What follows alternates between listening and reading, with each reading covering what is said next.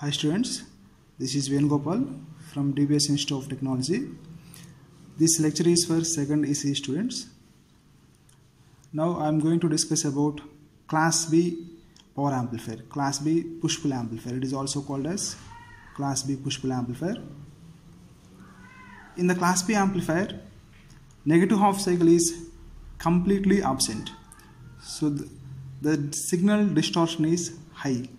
So here in the Class B amplifier, the transistor is on for 180 degrees of the input cycle.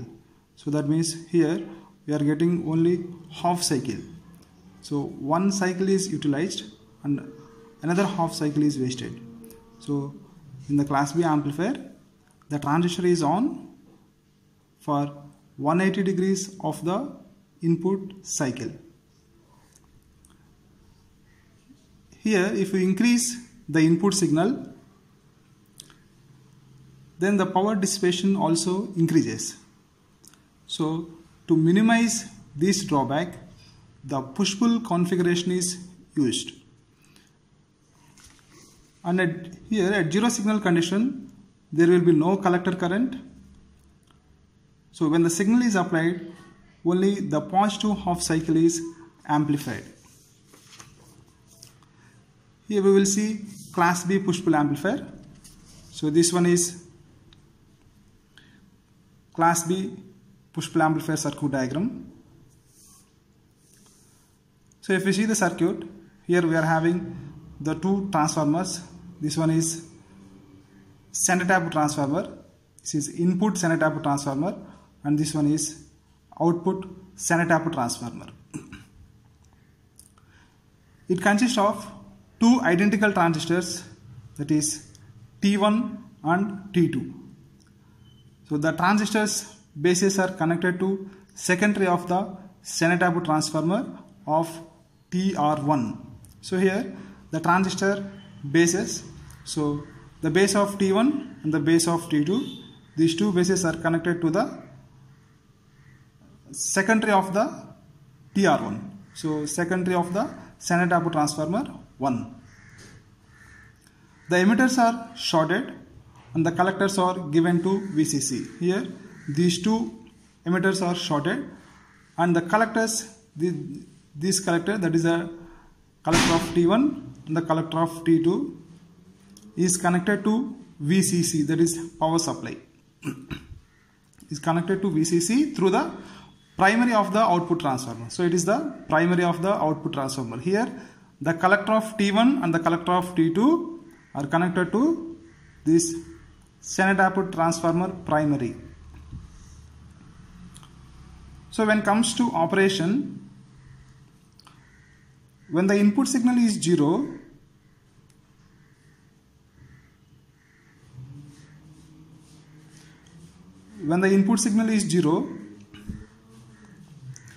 the transistors T1 and T2 are in cutoff condition. That means T1 does not conduct and T2 does not conduct.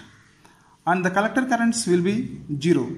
So that is no current is drawn from VCC. So if the input signal is 0 here, if the input signal is 0, the transistor T1 and T2 will be in off condition. So if the input is 0, the T1 and T2 will be in off condition. So there is no collector current.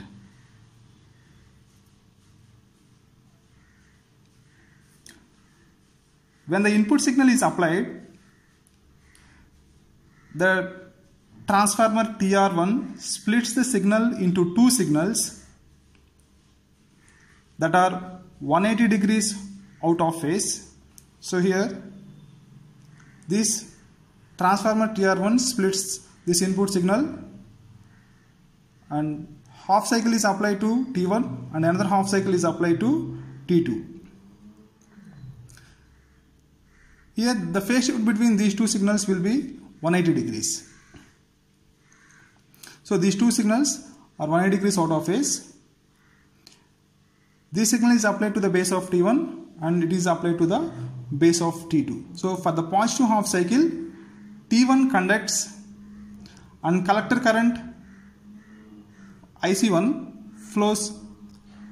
So At the same time, T2 has negative half cycle and T2 does not conduct, and there is no collector current due to transistor T2. So here in the positive half cycle, here this is applied to transistor T1, then T1 conducts, then IC1 flows. In the negative half cycle, T2 does not conduct. T2 does not conduct. So there is no current, that is IC2 will be 0.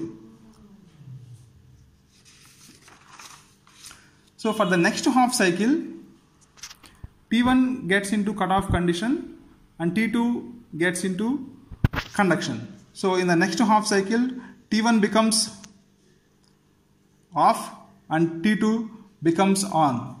So for both the cycles, each transistor conducts alternately and the output transformer joins these two currents and producing the undistorted output waveform. So alternately these two transistors will conduct. So that's why it is called push-pull amplifier. So the name push-pull comes from the operation of the circuit diagram. So push means, so if the one transistor is in on condition, the other transistor will be in off condition. So that means that the second transistor will be in pull condition, the first transistor will be in push condition. So that's why it is called push-pull amplifier. So here the phase shift between these two waveforms, will be 180 degrees. So because it is in CE configuration, so in CE configuration the phase shift between input and output waveforms will be 180 degrees. So here if it is positive signal at the collector section, we are getting the negative half cycle. So at the same time here also, if the negative signal is applied at the collector side, we are getting the positive cycle. So the phase shift between input waveform and output waveform, it will be 180 degrees. Here the two transistors T1 and T2 are identical. So the two transistors characteristics should be same. So when it comes to the advantage, in this we are getting high efficiency. So high AC output is obtained. The output is free from even harmonics. So the even harmonics are cancelled at the primary of this secondary transformer. So the output is free from even harmonics. Because here these two are in opposite direction, so the even harmonics will cancel each other. And the important advantage is high AC output is obtained. When it comes to disadvantage, so center tapping is required for the transformers. So here we are using two center tap transformers. So these center tap transformers are bulky and costly. So at the same time, the size of the circuit will increase. So due to the center tap transformers, the size also increases. So these are the disadvantages. So next we will see the efficiency of class B push-pull amplifier.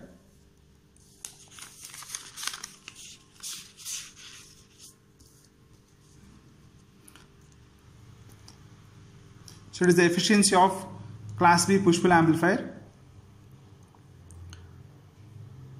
The current in each transistor is the average value of half sine loop.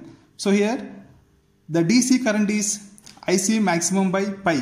Here we are calculating the DC current. So IDC equal to IC maximum by pi. So the input DC power is, so input DC power, P in DC equal to, so 2 into IC maximum by pi into VCC. Here the factor 2 is introduced because of two transistors are using in the push-pull amplifier. So the input power, that is the DC power. Here the input power is the DC power. So the DC power is 2 into IC maximum by pi into VCC. So RMS value of current, so is IC maximum by root 2 and the RMS value of output voltage is VCC by root 2. So from these two values we can calculate the output AC power. So under ideal condition, the output AC power is, so that is P naught AC equal to IC maximum by root 2 into VCC by root 2. So it is the AC output power. So if you calculate the efficiency is defined as the ratio of output power, that is the AC power, to DC power. So input power is the DC power. So if you apply these values here, then we will get 78.5%. So the efficiency of Class B push-pull amplifier is 78.5%.